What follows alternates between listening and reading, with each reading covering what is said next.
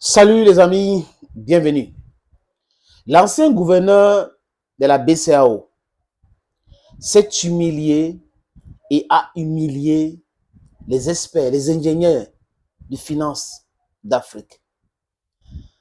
Ce monsieur est tellement français que les Français eux-mêmes.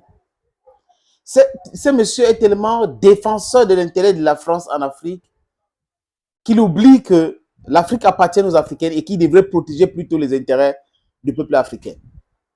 Ce monsieur souffre d'un complexe d'infériorité vis-à-vis de la France où c'est la corruption qui l'anime. Les amis, moi Tchadou, je vous suggère de l'écouter et vous allez faire votre propre idée. Emmanuel Macron, dire que le CFA sert à l'Afrique, est-ce qu'elle ne sert pas aussi les intérêts de la France? Très honnêtement, une fois que vous avez dit que c'est important pour la stabilité, on peut le comprendre, mais il ne faut pas laisser croire que la France le fait par philanthropie. Ce qui est important pour nous et que nous connaissons, c'est ce que ça apporte à nos pays. Et ça, c'est important. Oui, est-ce que ça apporte aussi à la France ou pas? Je veux dire, avec les réserves d'échange que l'on dépose au Trésor français, qui représentent plusieurs cinquantaines de milliards, si j'ai bien compris, ça pourrait être de l'argent qui sert à l'économie, au développement de l'économie de tous les jours.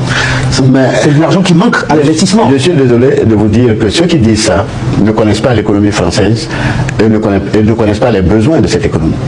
L'économie française par rapport à nous, ce que nous avons au compte d'opération, c'est une goutte d'eau. C'est même pas une goutte d'eau. Mais ça représente beaucoup pour nous. Ça représente beaucoup pour nous, mais ça représente pratiquement rien pour la France. Parce que nous avons les chiffres. Je crois que ça a besoin qu'on mette en place les chiffres et qu'on dise. Je n'ai malheureusement pas les derniers chiffres, je ne peux pas vous les donner, mais c'est une goutte d'eau, c'est rien du tout.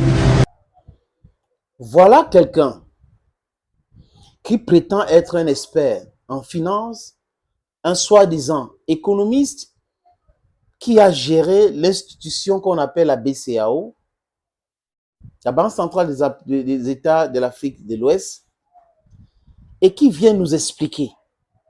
Nous autres, on n'a pas besoin d'être des experts en finance. On peut Google pour comprendre comment les autres pays fonctionnent, comment les autres banques centrales fonctionnent, pour mieux faire notre idée. Mais il vient à Mondovision, il n'a pas les chiffres. Voilà un ignorant, je ne sais pas comment il a fait pour être parachuté là-bas, qui n'a pas les chiffres pour corroborer avec ses arguments, mais qui avance quand même les arguments bidons et nous explique que cette histoire de comptes d'affectation au trésor public français ne représente rien. L'économie française est tellement forte que ce truc ne représente rien. La France n'a pas besoin de ça.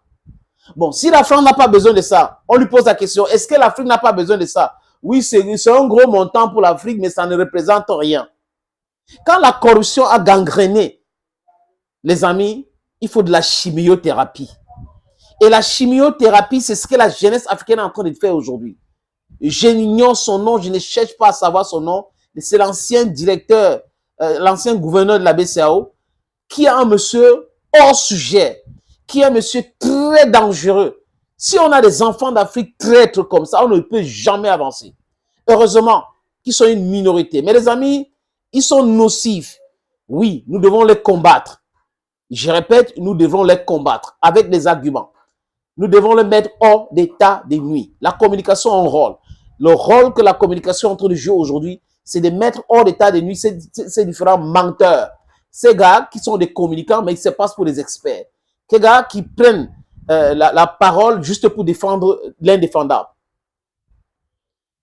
Il y a une liste de 10 pays qui ont une forte monnaie, une forte économie en Afrique. On ne retrouve aucun pays qui utilise la monnaie qu'on appelle franc CFA. La France produit quoi? La France vend quoi? Monsieur le gouverneur, la France produit quoi? La France vend quoi? L'économie française tourne par rapport à quoi? Disons-nous les vérités. Si quelqu'un est un expert, il n'arrive pas à nous dire que regarde, la France tourne par rapport à ceci. Voilà, la France tourne par rapport à ses ex-colonies. La France asphyxie ses ex-colonies. La France pille ses ex-colonies. Voilà comment la France fonctionne. C'est pour cette raison qu'ils sont puissants. La France produit quoi? Il y a quelle industrie en France qui produit quoi?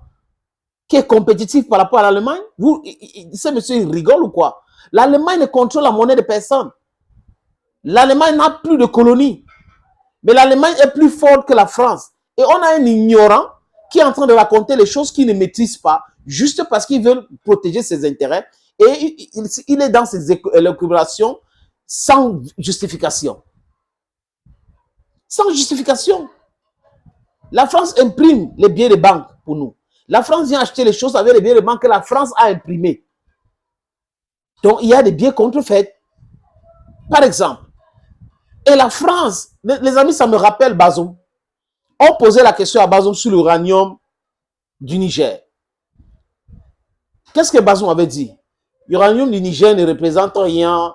La France prend son uranium dans d'autres pays. Vraiment, c'est une infime quantité que la France vient prendre. Ça ne représente vraiment rien. Bazoum, it's on record. Les archives sont là. You can go and verify. Et quand Bazoum a parlé comme ça, moi-même, j'ai regardé la vidéo, mais c'est pas possible. Ce monsieur, il est vraiment africain. Il est du Niger, ou c'est un Français qu'on a peint en noir pour venir installer en Afrique. Je ne comprenais pas. Et les nouvelles autorités lui l'enlèvent de façon vraiment très démocratique. Hein. On a enlevé Bazoum de façon très démocratique parce que quand on parle de suffrage universel, c'est le peuple qui est souverain. Donc le peuple a soutenu. Donc ça veut dire que c'était super, super bien. Ils ont commencé à chercher à imposer Bazoum, ce n'est pas passé. Mais là, ce n'est pas le sujet. On a vu Macron en Ouzbékistan, en Kazakhstan, pour aller acheter l'uranium là-bas, parce que Orano était déjà en difficulté au Niger. Et il a proposé la construction de centrales nucléaires, ce qu'il n'a jamais proposé au Niger. Donc, la politique française au Niger, c'est d'appauvrissement, le pourrissement. C'est tout. Et ils sont en train de pleurer. Ils font tout aujourd'hui pour déstabiliser le Niger juste parce que l'uranium les échappe. Voilà donc Bazoum qui disait que l'uranium du Niger ne représentait rien à la France. Et l'industrie de l'énergie nucléaire en France aujourd'hui connaît des difficultés. Les prix ont flambé parce qu'il n'y a plus de vol, de pillage d'uranium du Niger. Voilà donc la pure réalité de cette affaire. Donc, ce ancien gouverneur de la BCEAO me rappelle Bazoum et regardez la situation de la France. Demain, comme les pays de l'OAS sont en train de sortir de franc CFA, ça va acter, ça va détruire cette monnaie. On va voir la situation économique de la France et il faut qu'on interviewe encore ce monsieur qui est très dangereux pour l'Afrique pour venir nous dire pourquoi donc, depuis que on a déstabilisé l'UEMOA ou la CACI et la monnaie franc CFA est en dégringole et l'économie française dégringole. Il faut qu'il vienne nous expliquer après pourquoi. Pourquoi est-ce qu'on peut avoir des gens comme ça? Comment est-ce qu'on a même fait quoi pour mériter des gens pareils? Qui viennent nous rappeler qu'on n'est rien.